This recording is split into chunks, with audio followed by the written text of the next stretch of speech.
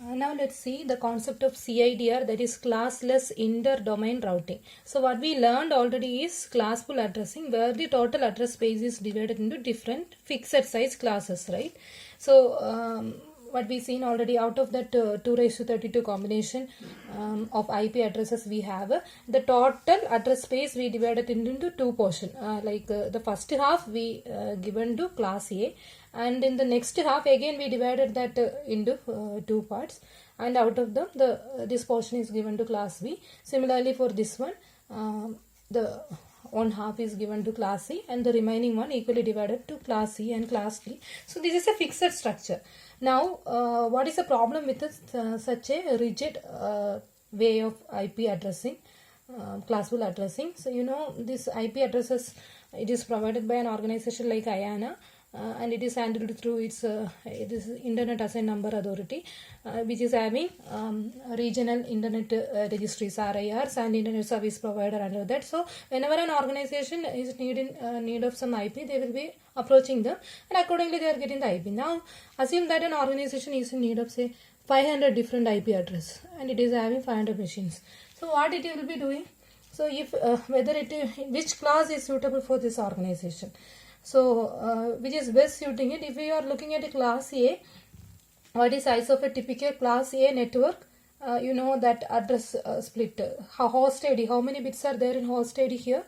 And there are 24 bits, right? So a typical size of a particular class A network will be 2 raised to 24, and it's a very big number. That is not needed for this organization. It need only 500 IP. So it will not take class A. As it is a very big range, definitely it will be more costly. So organization is not going to take class A address anyway. Now if it is going for class A, it is too small, right? Because a size of a particular class A network is like 2 raised to 8, because host ID is 8 bits only, so that is 256, and that is not sufficient for the organization also. So what they, because they need 500 addresses, so what they can do is they can take a class B address. That is one option. Or as I told you already, you can take two class C separately and you can supernet them to form a bigger one. So whatever it is costly only, either you have to go for two different class C address, or you can take a class B. But if you are taking class C, again what is size of a particular class B network? It is of the range 2 raised to 16, right? That is 65,536, and this is a very large number again, because our need is only 500 machine. So this is a problem. So as the splitting of the address space is somewhat rigid, it is like this. The organization, most of the addresses is getting unutilized, right? If you are looking in class A, from the beginning of internet, we have some organizations like ARPANET, NASA, and these organizations are using class A actually. Very few organizations. Only few addresses are there, but still it is most of the class A addresses are not utilized. Same problem with B, where C is getting overutilized also. So that is the situation. So this way of giving IP address is not found to be a good method. So till 1990s, people were following this, and after that they started thinking of different approaches. And of course they can use this subnetting concept, but that is something handled in a internal way. Okay, so in general, how if we can flexibly provide the IP address? With that, we have the concept of classless addressing, where there is no concept of class, like there is no class A, class B, like that. Okay, so the idea is the total address space will be treated without any boundary, like this is class A, class B, and this is a maximum size. Nothing is there. What they are doing, whenever you want say chunk of IP address, for example, the same example, you want 500 IP address, right? So what you can do, take the nearest multiple of 2 of this 500. What is that? 2 raised to 9, right? 512. So instead of asking 500, you ask for 512, because that 2 power, that requirement is there always, that for making the calculation simple. So you can go for 512 addresses, and those 512 they will provide without any concept of block. It is not like from class A, class B. Simply from the total address they will take a block. Now we are calling this unit as a block. Okay, block of IP address which is of size 2 raised to k, depending on the requirement of the user. For example, if the user is asking for 512, then 2 power 9. If the user is in need of 1000 addresses, then 2 power 10. If the user is in need of say 3000 addresses, then the nearest multiple. 4096, right? So whatever it is, accordingly a block will be given to the organization as it wishes. So this is the concept that we are following as of now. Right now, till 1990s we were following this classful scheme, okay? And this is what we call as the CIDR, classless inter-domain routing. And now when it comes to CIDR, there is one problem. If it is a classful addressing, we know that this class A means the most significant 7 bits are for identifying the network and the remaining 24 bits for identifying the host. If it is B, most significant 16 bits are for identifying network, remaining 16 bits for identifying the host. Like that, that splitting is something predefined. But when it comes to this CIDR concept, there is no such predefined concept, right? So it is like you can't say that how many bits are representing the network part and how many bits are there in the host part. So you are forced to mention that information along with the IP address. So in this classful scheme, it is enough to mention the IP address. By looking at the most significant octet, you know the range. Accordingly, you know what is the class, and you know the split also. And this many bits will be for network, and this many bits will be for the host. But here it is not like that. There is no fixed division of total 32 bits. So you have to represent the classless IP address when it comes to CIDR. The IP address will be represented like this. We call it as a CIDR notation, and it is like our normal dotted decimal A dot B notation, that is A dot B dot C dot D. Each is an octet representing 8 bits. /n. Now this /n is just like our subnet mask. It is not subnet mask. It is the notation is something like that. So what is the role of this /n here? It is giving you a hint about how many bits are there in the block, as well as how many bits are there in the particular network ID. Okay. So it is like this. Suppose you are asking for 512 different addresses, 2 raised to 9, and you know that to identify each host we need 9 bits, right? Now out of 32 bits, how many bits remains? 32 minus 9, there are 23 bits, right? Okay, so these 23 bits will now act as the network ID, okay? And this 9 bits will be the host ID. Now you can inform this by saying a particular the starting address of this particular network /23, saying that out of this address, you have to view this address in such a way that the most significant 23 bits are going to represent the network part, and 32 minus 23, that is 9 bits. The least significant 9 bits will be representing the host ID. So this is our notation. So in general, if you are asking for a block of size 2 raised to k, this n is nothing but 32 minus k. That means out of 32, this k bits will be representing the host. Okay, so k bits will be representing the host. That is, this will act as a host ID. And the remaining 32 minus k bits will be acting as the network ID of this particular block where it belongs to.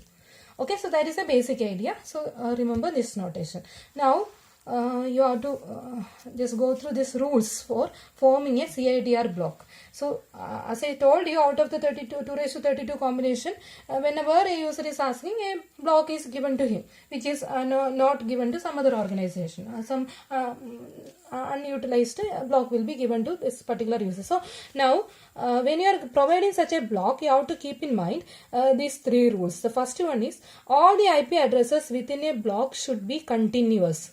That means you are not allowed to provide some random IP address as a block. It has to be continuous. So the very first address, then next one, like that.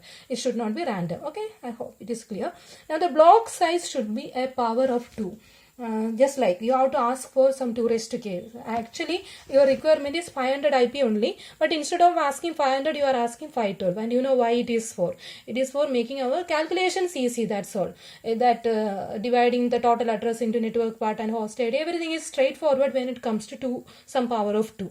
So you have to ask for 2 raised to 9, like that. So in general, the block size of a particular block has to be a power of 2. Okay. Now, the first IP address in the block should be evenly divisible by size of the block.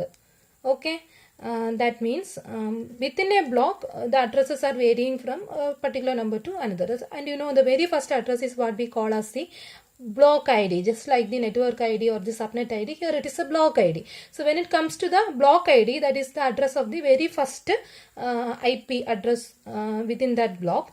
That particular 32 bits should be evenly divisible by size of the block. That means if size of the block is 2 raised to k, the very first address should be a multiple of 2 raised to k. Okay.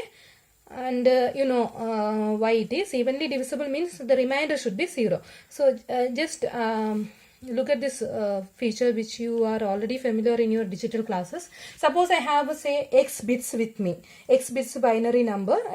In this example I have a 32-bit binary number. Okay, so my x is nothing but 32. Okay.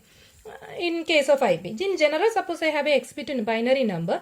When it is divided by some 2 raised to k, okay, you can take an example and you can verify. When it is divided by the 2 raised to k, the least significant k bits are just the remainder, and the most significant x minus k bits are nothing but the quotient. Let's take an example. Instead of taking this 32 that is applicable in this example, I am taking say x is equal to say 4 bits.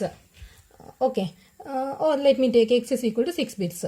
I am taking a 6-bit binary number, say 110101. Okay, now what I am doing, I am going to divide this particular binary with say some 2 raised to k. Let me take as say 2 raised to 3. With the 2 raised to 3 I am dividing. So what you can do is you can take this, and you know what is 2 raised to 3. 2 raised to 3 is nothing but 1 followed by 3 is 0, right? This is 2 raised to 3. You perform the normal binary division and tell me what is the remainder.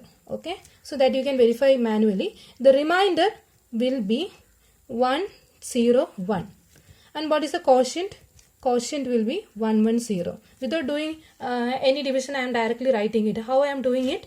Just remember, out of this x bits, when I am dividing it by some 2 raised to k, here it is 2 raised to 3, the least significant k bits, the least significant 3 bits will be the remainder. So that is a property of binary number. You can take any example, I can verify. Okay, and you know why it is coming. Once you take an example, it will automatically come to your mind. And the most significant or the remaining x minus k. In this example, x is 6, k is 3. So 6 minus 3, that is also 3.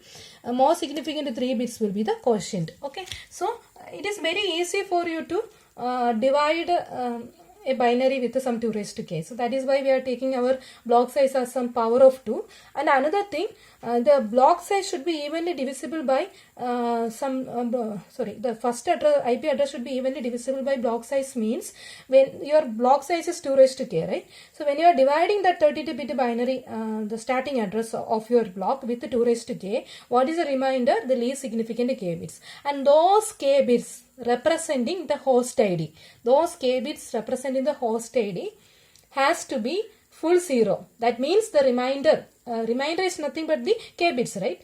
K bits are remainder when a particular IP address, starting address of that block is evenly divisible or fully divisible by 2 raised to k means the remainder has to be 0. Then only I can say that a number is fully divisible by another one, or a number is one is a factor of other. Okay, the remainder has to be 0. Now in this example, what is the remainder? The k bits. The least significant k bits are the remainder. So these least significant k bits has to be 0. That is indirectly said by rule 3. Okay, that means you observe the previous example also. In our subnetting example everywhere, whether it is a subnet ID or a network ID, just go back and see the host ID part is fully 0 for the very first address. Then only from that onwards you are getting the continuous addresses, right? So that is what is said by rule 3. So these 3 rules has to be followed when you are forming any CIDR block, and you are not allowed to take some random portion from 2 raised to 32 and call it as a block. That is not allowed. So what are the rules? All the addresses should be coming continuously, and it should block size should be a power of 2 to make operations easier, and the very first address has to be evenly divisible by 2 raised to k, or the remainder has to be 0, and that remainder is nothing but the k bits, which is nothing but the host ID. It is indirectly saying that the host ID part has to be 0, and the network ID is some valid number for the very first address, which is identifying the block. Okay. Thank you.